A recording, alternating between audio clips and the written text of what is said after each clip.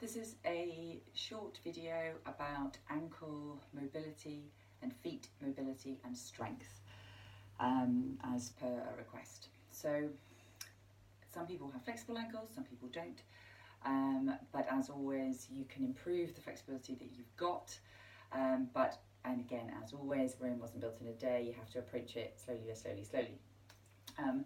5 minutes 2 or 3 times a week would be much better than trying to do half an hour one day a week.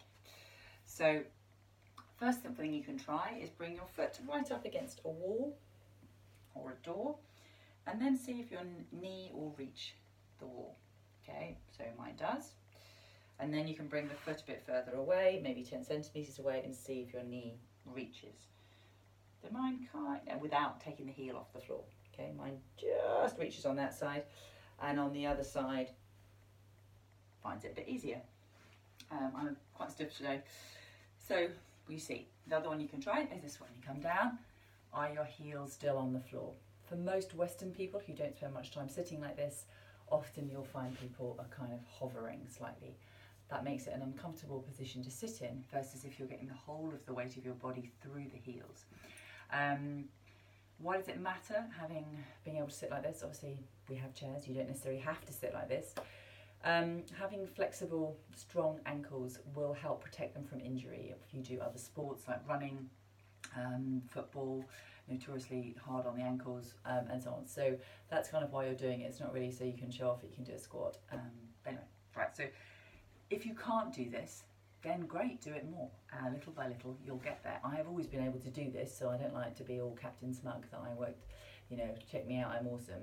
It's just, I sit like this quite often. Right, so then from here, you're trying this for a while and gently easing them down to the floor. Again, easing is the kind of thing with stretching. We're not trying to be like, oh, I want to weep, it's so painful. Okay, so try and be kind to yourself. And then bring the hands to the floor, stretch out one, stretch out the other. You may be able to do it, it's a bit like Cossack dancing. The other side.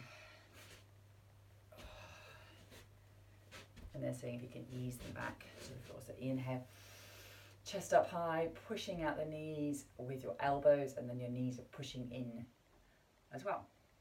Okay, so now bringing your knees to the floor, and the balls of the feet are on the floor as well. So this one for most people is quite painful. Sorry to say this, but it is.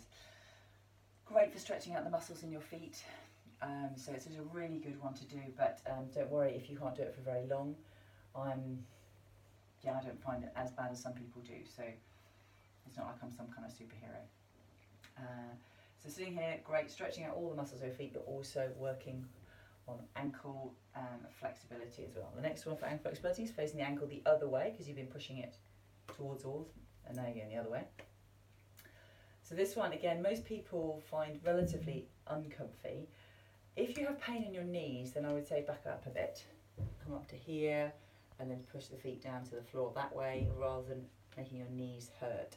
We always need to listen to the pain in your knees and try not to aggravate them. Okay.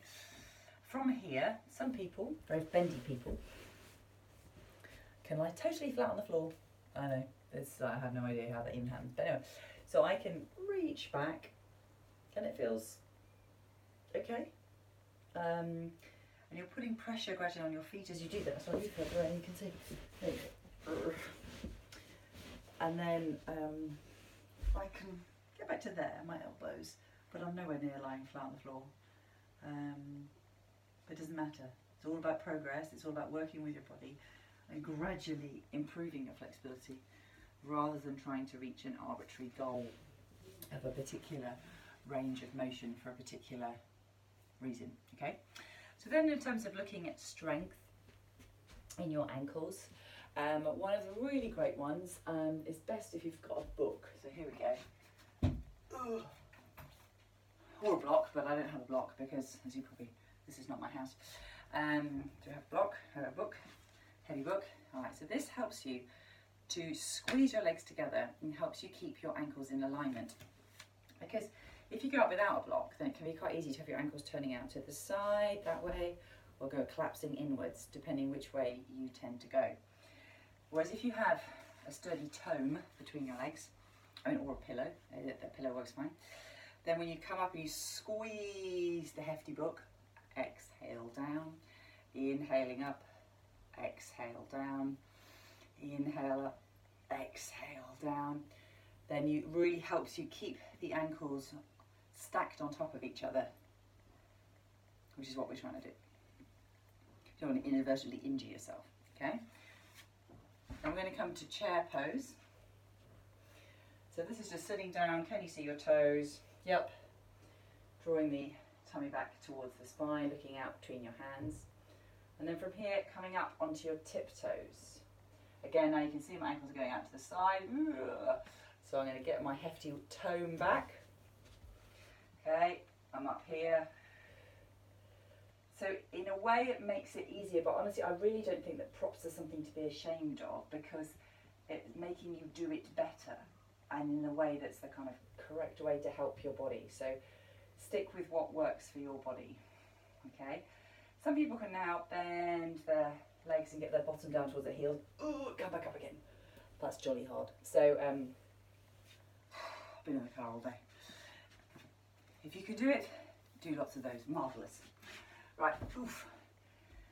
Also good is if you balance on one leg, then of course all of the muscles of your feet and your leg are all going trying to help you stay up, so they're all working much harder. So if I'm working here, standing here, feet hips apart, my feet aren't having to work particularly hard to keep me standing here. But if I just pick that foot up, I put it on my inner thigh, opening out the hips, lifting up the chest, then suddenly this foot and ankle are having to work much, much harder to keep me standing in this position. Working all those muscles in the feet and the ankle, and then coming onto the other foot. Okay.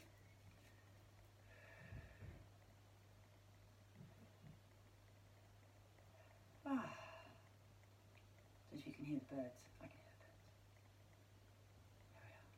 There we are. Brilliant. So range of motion, gradually stretching, gradually increasing your range of motion. Simple moving around stretches when you've been standing on your feet all day. And come back the other way. And strength stretches, going up onto tiptoes and so on. But then again, a book, cushion, block can be really good in terms of you helping you keep that alignment so that you're kind to your knees.